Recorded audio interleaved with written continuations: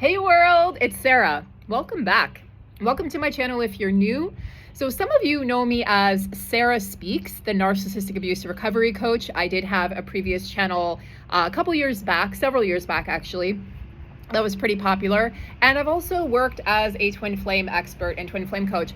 I am currently working in the field of relationships, and really my personal relationship with my husband, and now going through the divorce process over the past few years, has really shaped the direction that I went. So I actually got certified in hypnotherapy. So I am a certified hypnotherapist, and I specialize in attachment styles.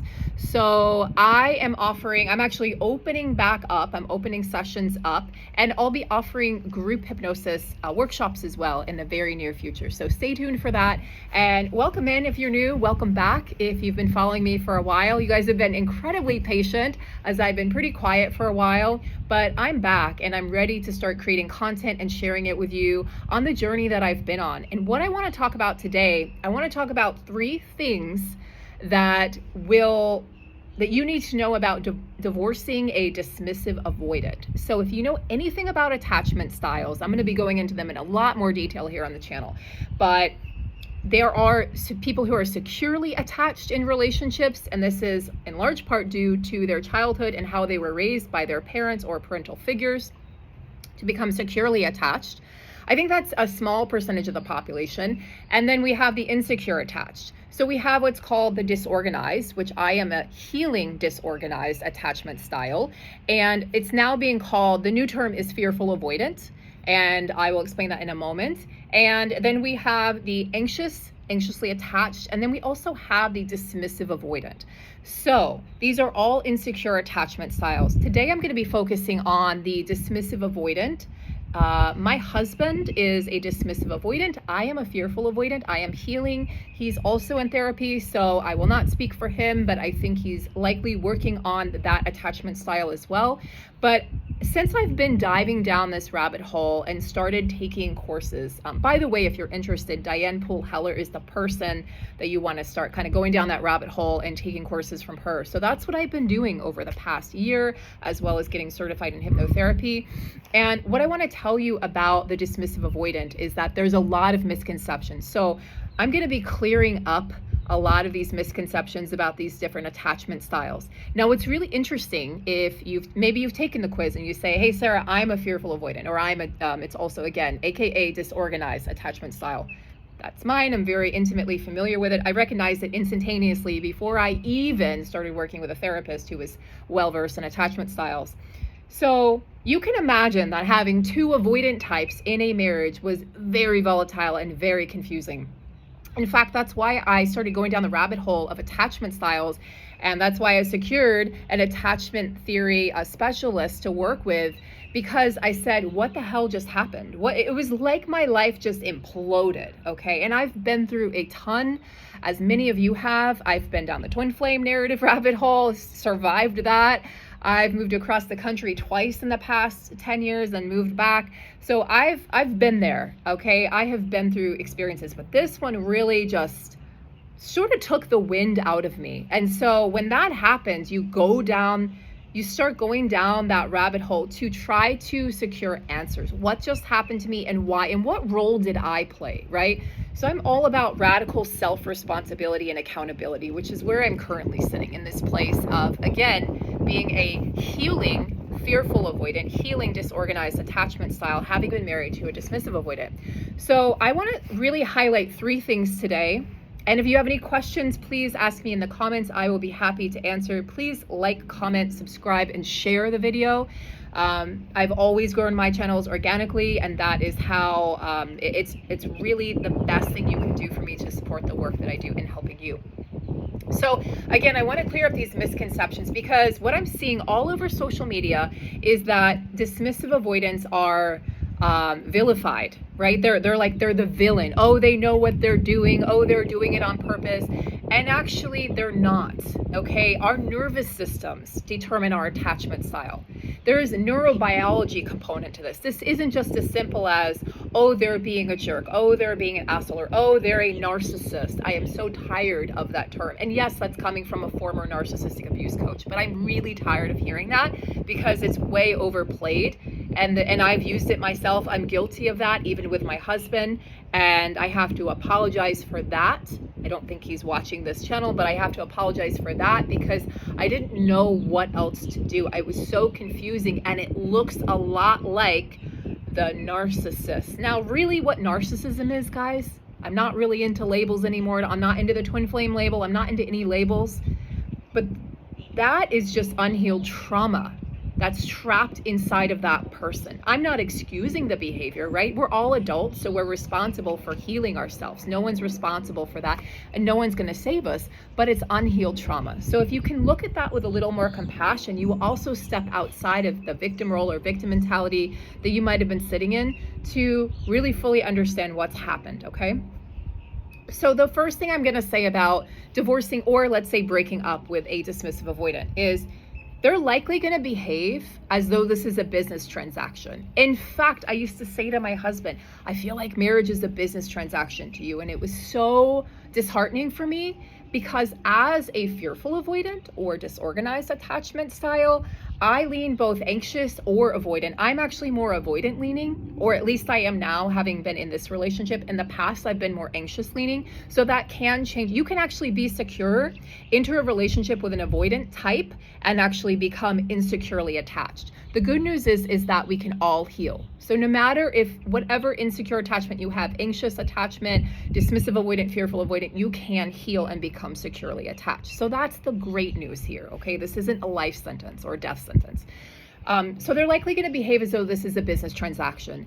They're likely going to become very stoic. They're already stoic. That's another word I used with my husband was you're so stoic. Like, I can't get to you. I cannot break down this impenetrable wall. How do I get to you? It was so confusing. In fact, the most confusing love relationship experience I've ever had in my entire 45 years of being on this earth. They're also going to likely shut down their emotions.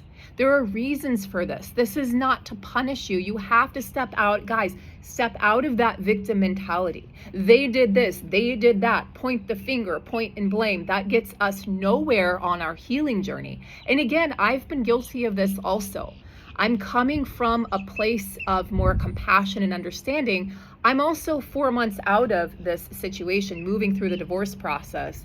So, and I moved 3,000 miles away. So I have space and time and distance, and again, courses that I've been able to learn from and understand on a much deeper level what actually just transpired. So this does not mean that they do not feel pain. Please do not mistake this for meaning that the dismissive avoidant doesn't feel pain or doesn't love you or didn't love you or doesn't care about you. This is simply them avoiding. They're doing what they do best. They're avoiding their emotions. They're avoiding the pain. They're avoiding processing what's happening. In fact, when I talk to my husband now, if I try to apologize in an email or text or what have you, he likely is going to ignore it. I'm learning not to take that personally. That's his way of avoiding the emotions. In fact, and I quote, he has said to me, I don't want to do a post-mortem on our marriage. And I'm like, well, I fucking do, because I kind of lean anxious sometimes, but also because I'm working towards becoming securely attached, because I want a healthy, secure relationship with a healthy, secure partner. I want to understand what happened. A dismissive avoidant doesn't have that need because they're not really trying to process it. But there are ramifications to that go very, very deep for the dismissive avoidant. Every time they go through a breakup, guess what? They're piling on more and more, which means that now not only are they having to deal with the dissolution of your marriage or relationship, but everyone that came before you, everything they haven't dealt with. That's only if they actually decide to get help and go to therapy. If they don't, they're not actually dealing with anything at all. Okay, so that's a whole nother story. They can go their entire lives or decades without that happening, but usually something will happen at some point that will cause a dismissive avoidant to actually have to look inside. And usually it's a loss of some sort. My husband's been married before, so this was not his first marriage and divorce. And I think this hit him particularly hard because he's almost 50 and because he's having to really go, wow, maybe I actually have to look at myself for the first time, that I'm the common denominator in my marriages and in my divorces. And we all need to do that, right? Okay, so they will push it down. They will suppress or repress or both, usually suppression and repression of their emotions. And then that comes to my next point, number 2. They will distract themselves. So while you're busy trying to understand, especially if you lean anxious attached or you're a fearful avoidant, you're going to be wanting answers. I want answers. I want to talk. It's very hard for the fearful avoidant, or especially the anxious attached, to just go from being in a relationship to nothing. So you want to have some sort of connection. You want to have communication. The dismissive avoidant doesn't. And that's something, as a healing fearful avoidant, I've kind of been able to step back as well, and we've given each other space. But I have demanded answers from time to time, and I'm learning that that simply doesn't work, and it's not his fault, okay? So they will distract themselves. Well, how? You're asking me how, Sarah? With hobbies, with work.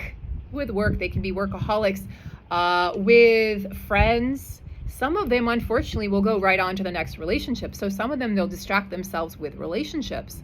That does not mean that they don't love you. In fact, the opposite. If they're trying to distract themselves, what that means is they're having a hard time dealing with the pain. So let me go over here and, dabble in this and dabble in that and pretend like I'm not hurting, but it's going to catch up with them. And I often get this image of dismissive avoidant sort of just sitting there when they're alone and really having to reconcile with their life, especially as they get older, and go, wow, what have I done? How did I get here, right? There is some sort of self-reflection is required and necessary. And I do think that that's happening more and more on the planet anyway. So they're avoiding having to process the painful emotions that are associated with this breakup. And again, like I just stated a little bit ago, not only are they going to have to deal with the breakup of your marriage or relationship, but all the ones prior to you. And that's really overpowering and overwhelming to somebody who's been rejecting, emotions their entire life, who's been keeping people at arm's length. If you want to know if you dated or married a dismissive avoidant, one of the best ways, in my personal opinion, that you can tell is if they're stoic, and if you just feel like there's a wall that you cannot get through, and it can be infuriating for, again, those anxiously leaning types. That next relationship, by the way, will fail, inevitably. It may last for X amount of time, especially if that person is more accommodating.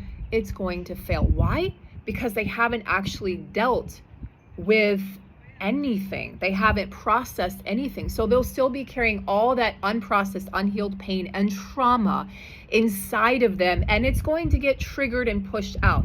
By the way, the majority of marriages and relationships on this planet right now are just triggers. It's literally pointing and blaming and triggering each other and like not taking accountability, when really it's all our unprocessed and unhealed stuff inside of ourselves. So that wounding that they're still carrying from your relationship and all previous relationships and their childhood, where it originated from, is going to bubble back up to the surface. That person will trigger them. I don't know when and I don't know how, but they will.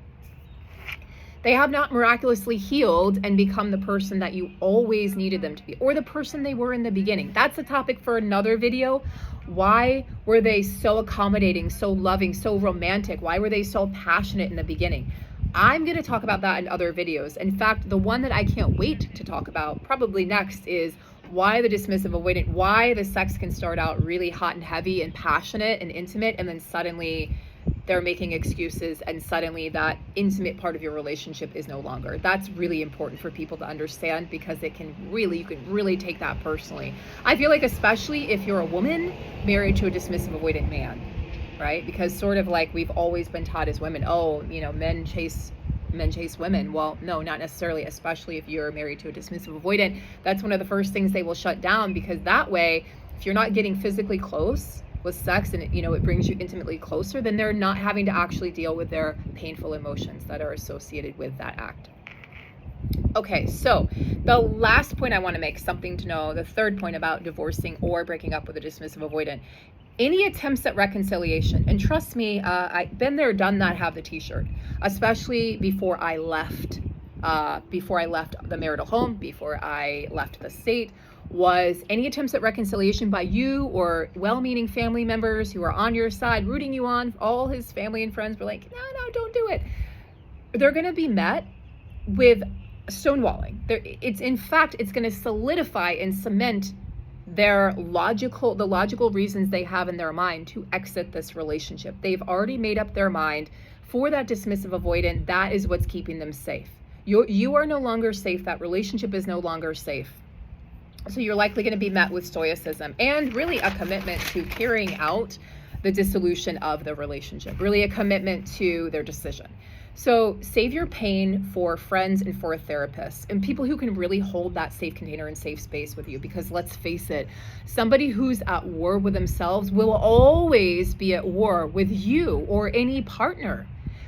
Someone who's at war with themselves cannot conceivably be a safe space for you or for anyone. It just can't. God, and there's so many misconceptions I want to clear up. There's so much victim mentality out there in the attachment theory landscape that, again, is demonizing and vilifying. And yeah, I'm sticking up for them because I married one. I still love him. I still care about him. I still want the best for him. And I want him to heal. Like, why wouldn't I, right? That's better for any friendship or relationship we ever have moving forward, if we do, for his children, for his family, for anybody who comes into his life in the future. And the more people that heal on this planet, the better off we all are. So yeah, you should want your ex to heal. That's how I feel anyway. Call me crazy. A couple things before I wrap up the video. They're going to provide you with logical explanations as to why this has to end. They've already worked it out in their mind, all the logical reasons why it won't work. In fact, one of the phrases they love to say is, we're just not compatible. I heard that and I was like, well, yeah, we have differing opinions on things, but these are all things that I thought we could work through. Sometimes a dismissive avoidant will break up with you. They'll say like, well, you don't have my number memorized, or you know what, you said my name weird the other day, or like stupid shit. And you're like, what? These are all things that you know are fixable, but to this person who really, they did not have a safe space from a parent as a child. And I'll go into more of the childhood issues and what leads to all these attachment styles in another video, but they didn't have that safe container. So therefore it's like, yeah, well, they're not going to be vulnerable with you, especially as they're trying to break up with you. Guess what they're doing? They're protecting their pain. They're protecting the pain. Let me keep you at arm's distance. Let me push you away, especially the person who's trying to love them, who's trying to understand them. God, I wanted to understand my husband. I wanted to understand him. I wanted to support him. I wanted to support the marriage. I wanted to work on the marriage. But you cannot force somebody to do something they're not ready to do or they don't want to do. That does not mean he didn't love me. I don't think he didn't love me. I think maybe he struggled with loving himself. He was at war with himself. I was equally at war with myself as a fearful avoidant. In fact, a fearful avoidant is one of the most difficult attachment styles to be in a relationship with. So God help him for being matched with me. So to avoidance, we could go at the end there, we could go a week without speaking to each other. And I'm being candid with you guys because I want to help people heal. I want to be candid with my experience. I'm not perfectly healed, but I can tell you as a healing fearful avoidant, I can help you understand us. I can help you understand a dismissive avoidant because I married one. I fell in love with one. I began a life with one. So I understand what this is like. So the last thing I want to say about, at least for today's video, dismissive avoidance, is their nervous system has convinced them that they're not able to actually have a healthy relationship and that you two are simply incompatible. I have a duck right here. Hi, sweetie. So this happens at this park. Those of you who watched my other channel know. So let's see. Guys. Hi, honey. Do you want to say hi? Where'd you go? What are you doing? Hi, sweetie. Hopefully the angle was right. One time I had a baby woodpecker sit on one of my videos for my previous channel, and I still have that video from like 6 years ago. So I am the bird whisperer and animal whisperer, and that's why I come here to film videos. I hope that this has really informed you and helped you and educate you on attachment styles. If you're new to this, oh my God, this is a rabbit hole to go down. I promise you, it will not disappoint you. You will have a better grasp and understanding of yourself. It's opened up a whole world for me, why I am the way I am, why not only my romantic relationships, but why all my friendships have been the way they have been, why I've been able to walk away from people easily, why I've kept people at arm's length myself. And it's radical self-responsibility if you choose to go down this path. And I urge you to do that, because the more people heal, the better off this world is going to be.